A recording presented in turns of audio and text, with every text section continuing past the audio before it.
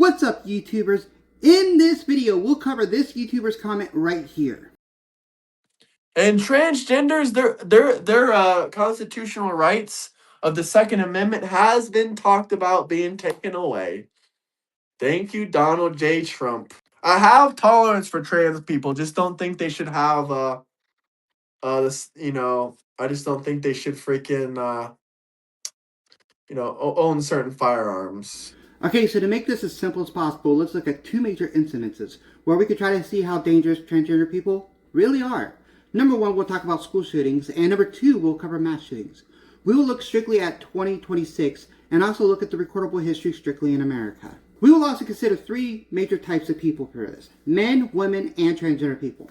All three types of people will be compared in both major incidences. I also want to be clear that when I mention males or men in this video, I'm referring to cis men.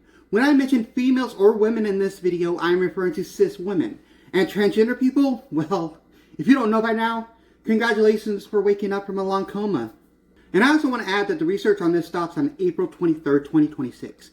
God forbid that anything does happen. But if something happens between my research and this video upload, those incidences will not be included in this video. And I cannot claim to be perfect in my research. I am human, and I'm very well capable of making mistakes. So please don't take my research as facts. Do your own research. This video is strictly a response to a Maga individual leading his followers with untrue information, not a classroom. So take everything I say in this video as a clapback to his statements, not factual information you can share from person to person. And I also wanted to add that if you're struggling with mental health at all and are thinking of committing these acts that I'm about to talk about, please get help. I have all the respect in the world for someone struggling but decides to get help. Life is hard, people are difficult, I know. But getting help is one of the best things you can do right now, and you will thank yourself decades later. Your anger and your struggles are real. There's no denying it. But the loss of life is even more tragic, and you ending lives won't make anything better, it'll only make it worse. Starting with school shootings, there are two different types of statistics we need to make sure we keep separate.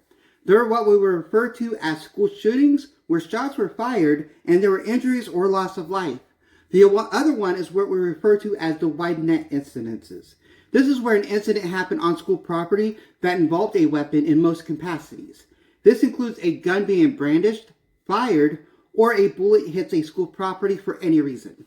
This doesn't include a weapon being recovered from a book bag, as those never get included in these statistics. To hit on school shootings where there were injuries or loss of life in 2026, there were 10 of them so far. 4 of them tragically resulted in loss of life, and 6 of them resulted in injuries. The 6 that sustained injuries, I hope that you had a quick recovery. For the 4 that lost their lives, rest in peace and God be with you. All 10 of these shootings were done by males. None of the 10 school shootings were done by females or transgender people. So to see if we can help Graham's statement at all, let's look at the wide net incidences. So far throughout 2026, there are a total of 47 recorded wide net incidences.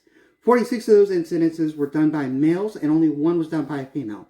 None of those incidences included a transgender person. As of 2026, transgender people have not committed any school shootings or incidences involving a school at all here in America. Good job, transgender people. Let's keep that number at 0.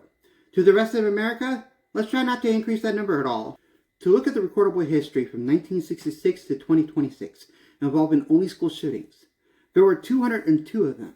197 of those shootings were done by men, 4 of them were done by women, but only 1 of them were done by a transgender person. The one school shooting done by a transgender person is the Covenant School in Nashville, Tennessee. 3 children and 3 adults all lost their lives in this incident, not including the shooter. The 6 innocent lives should have never been taken from this earth, and the acts done by the transgendered individual is inexcusable. But regardless, this is one school shooting out of 202 school shootings.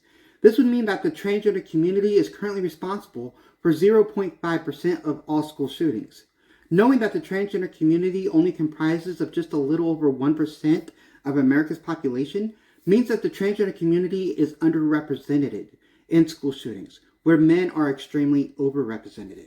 Looking at the wide net of gun incidences from 1966 to 2026, there are over 2,400 of them.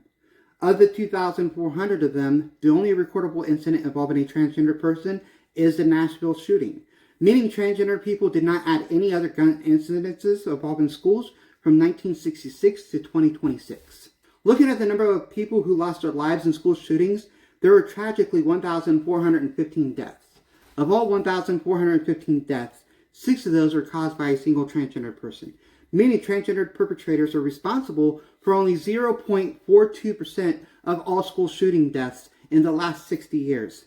Again, men are highly responsible for a much higher percentage of deaths in the higher 90s. When we look at mass shootings, there are 3 different types of mass shootings we can look at.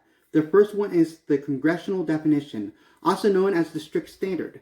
This occurs when 3 or more people are unalived during a single incident, and this doesn't include the perpetrator.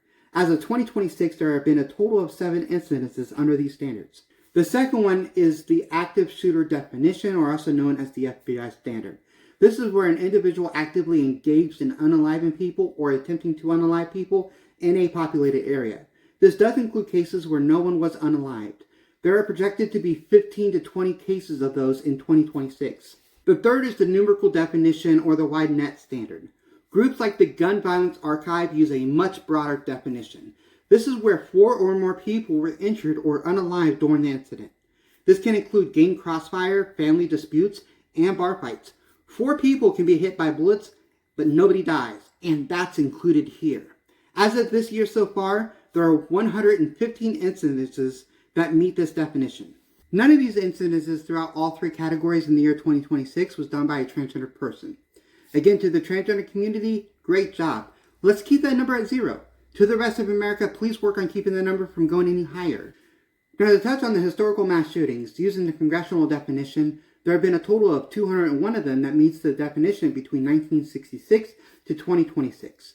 Of the 201, only 1 incident was involving a transgender perpetrator. This would be the Covenant school shooting mentioned earlier. This brings the statistic to just under 0.5%. When looking at the active shooter definition in the last 26 years, there were 530 incidences. There were only 2 confirmed transgender perpetrators, bringing this statistic to just 0.37%. When we consider the numerical definition, there have been over 5,700 mass shootings from 2014 to 2026. Only 5 of them were confirmed to be committed by a transgender perpetrator. This brings the statistic to 0.09%. Again, keep in mind that transgender people make up 1% of America's population, and none of these statistics that I've mentioned earlier rises higher than 1%, meaning that transgender people are not statistically proven to be dangerous.